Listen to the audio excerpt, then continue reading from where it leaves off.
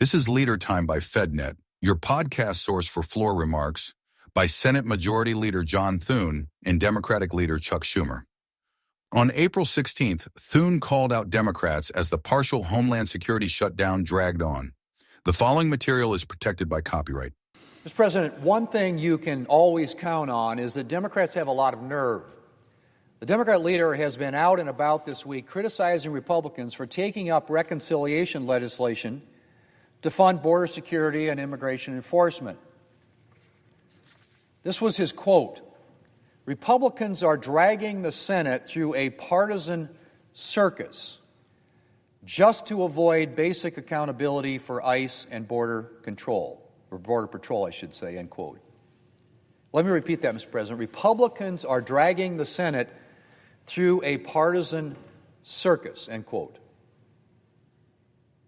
Is he serious? Because the shoe is entirely on the other foot. Democrats, through their stubborn refusal to seriously engage in bipartisan negotiations and their ultimate refusal to fund law enforcement at all, have forced us into a position where the only way we can fund law enforcement and border security is through reconciliation. Mr. President, a big priority of mine when I became leader was conducting appropriations through regular order. And despite Democrats' decision to shut down the entire federal government for 43 days in the fall, we were well on our way to passing all of the fiscal year 2026 appropriation bills. All 12. We had a bipartisan deal on DHS funding. DHS funding for the entire department that included additional funding for body cameras for immigration and customs enforcement agents, de-escalation training, and increased oversight of ICE funding. But then Democrats reneged on that agreement. But did Republicans then move to reconciliation? Not at all. We bent over backwards to reach a new deal with Democrats. The White House repeatedly offered a robust package of reforms. And we spent weeks, Mr. President, trying to negotiate.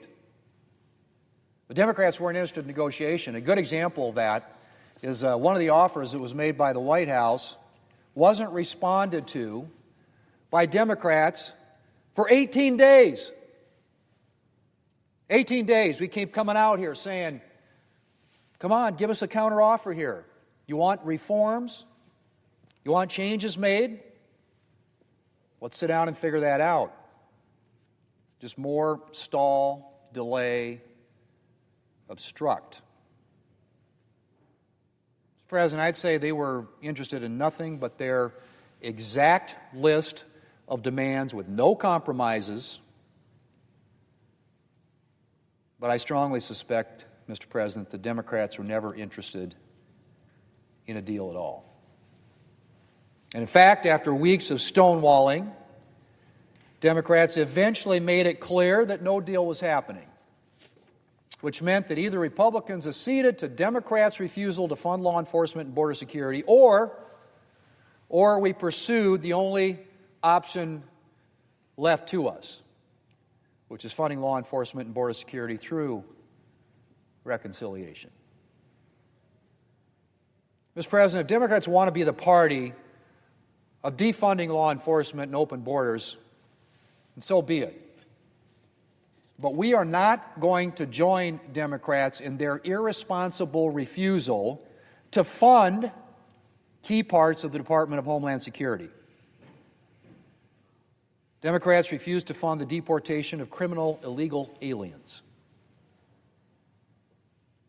Individuals guilty of things like murder, assault, and sexual crimes against minors. They refuse to fund drug interdiction and efforts to fight human trafficking. They refuse to fund border security. That's right. They refused to fund the Border Patrol. These are all critical security priorities. And so, Mr. President, Republicans are going to fund them through reconciliation because the Democrats have left us no other option. And to prevent Democrats from voting to defund law enforcement once again in September, we're going to fund border security and immigration enforcement for the next 3 years. Mr. President, if you want to see a partisan circus, look no further than Democrats' 43-day government shutdown in the fall. And remember what that was about, what that was over. It was over a clean, nonpartisan funding bill. And Democrats' shutdown of the Department of Homeland Security happened because they couldn't take yes for an answer. Our national security, the functioning of our government, the salaries of government workers, all have been repeatedly sacrificed this year thanks to Democrats' partisanship. Mr. President, I would say that the Democrat leader should be embarrassed by what his party has done to the federal government and to the Senate itself.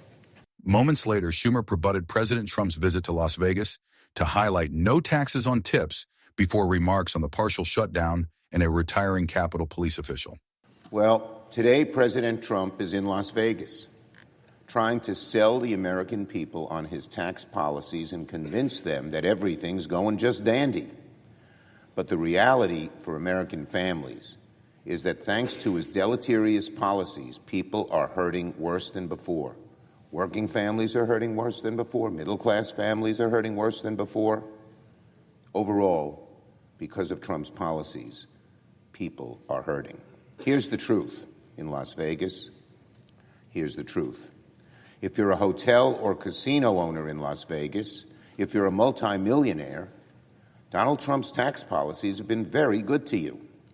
But if you're a hotel staffer, a waiter, a janitor, a DoorDash delivery driver, tax policies don't come close to undoing the economic damage he's done for you. Again, if you're a hotel owner, a casino owner in Las Vegas, if you're a multimillionaire, Trump's tax policies have been very, very good to you. But if you're a hotel staffer, a waiter, a janitor, a DoorDash delivery driver, Trump's tax policies don't come close to undoing the economic damage Trump has done to you and your family. And there are three major reasons Donald Trump's big, ugly bill has turned out to be a giant scam for most Americans. First, Republicans promised their big, ugly bill would mean tax refunds of more than $1,000. That promise was false. The average refund is less than 1/3 of what the Republicans promised. Second, whatever benefit families may have gotten has already been devoured by Trump's policies that have led to higher gas prices, higher grocery prices, higher electric costs. For example, the average tax cut is maybe an extra $350. But thanks to Donald Trump's war in Iran alone, Americans will pay an extra $740 this year just to fill up their tanks. Just like that, your tax break is gone, America. And that doesn't include the increase to health care costs, grocery costs, housing costs, electricity costs, and so much more. So, the tax cut is more than undone by the rise in costs. The rise in costs that Americans feel just about across the board, so many of them because of Donald Trump's policies. Third, Donald Trump's big, ugly bill is overwhelmingly skewed to benefit the rich. This is an old Republican trick. Give most of the tax breaks to the very wealthy. Let a little bit trickle down to middle-class people and call it a middle-class tax break. It's a tax break for the rich. While the average American might see a small tax increase, the ultra-rich will see their taxes cut by more than $1 trillion over the next decade. Republicans, if you wanted to make the tax cut a middle-class tax cut, put all the money into the middle class, not a nickel to billionaire, millionaire tax cuts. The largest corporations will see a $65 billion tax cut in just 1 year alone. Multimillionaires are getting a tax cut worth more than $300,000 a year. So the vast majority of these tax breaks go to the very wealthy and the big corporations. To label this package of tax breaks a middle-class tax cut is just as close to lying as it comes. And for those of you who live in Las Vegas, don't forget, Trump's disastrous tariff policies and foreign policies are greatly cutting down on tourism to the United States and will greatly cut down on tourism to Las Vegas and Nevada, particularly this summer, the lifeblood of the Las Vegas and Nevada economies. And then when you add in the soaring cost of jet fuel that will raise airline tickets, that will do far more damage to the Nevada economy and Nevada families than any gain from Trump's tax policies. So yes, if you're a multimillionaire or a giant corporation, Trump's policies are really helping you. With Trump's policies, the owners of Las Vegas big hotels will do far better than the staff, the custodians, the drivers, or the servers. If you have to work for a living, Donald Trump's tax breaks, coupled with his other policies, are turning out to be a giant failure for you, putting your family in an economic hole. On Department of Homeland Security. Well, all this week, the Republican leader has come to the floor to try and pin his party's failure to fund the Department of Homeland Security on Democrats. He did it again today. He said, quote, we Democrats shut down the appropriation process that Republicans have been forced to do this the hard way. Let's be very clear about all of this. DHS has been shut down now for over 60 days for one reason, and one reason only. Republicans have been so paralyzed by their own dysfunction they cannot govern. Republican leaders in the House and the Senate are busy fighting with each other. And that is what's caused this paralysis. Remember, it was Thune's bill that we passed in the Senate at the end of the last work period, not a Democratic bill. It was Thune's bill. Thune put the bill on the floor to fund every single agency within DHS except for ICE and Border Patrol. And it passed unanimously. It was Thune's bill. Democrats agreed and voted yes. In fact, Democrats agreed twice. It was Speaker Johnson, cowed by radical right-wing Republicans in the House, who stood in the way, not Democrats. If Johnson would have put the bill on the floor, which he was afraid to do, it would have passed. So if the majority leader wants to put an end to this Department of Homeland Security shutdown, he should start talking to Speaker Johnson in the House instead of pointing fingers at us.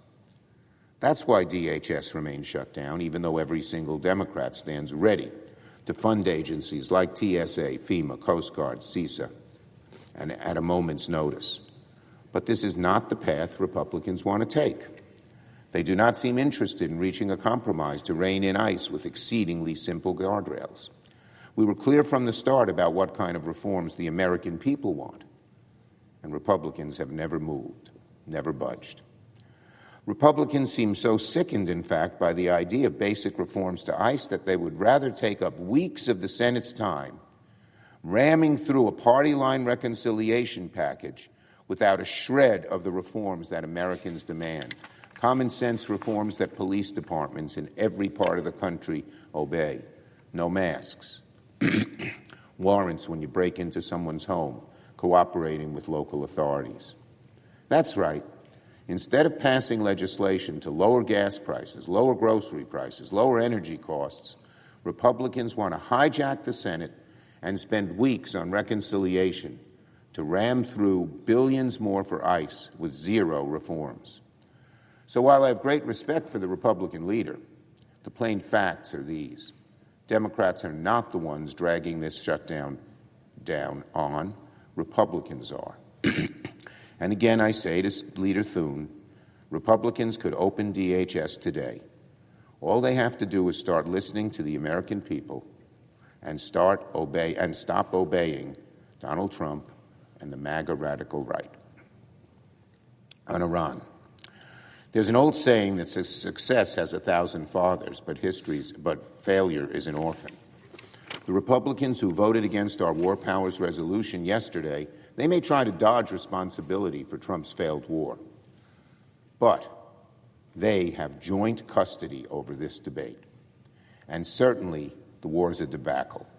After 48 days of destruction, carnage, and soaring costs here in America and around the world, Trump has no idea how to end this war, just as he had no plan when he started it.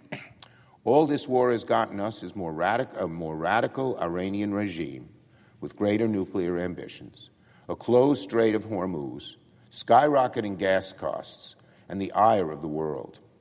Is anyone surprised that only 1 in 4 Americans think Operation Epic Failure has been worth it?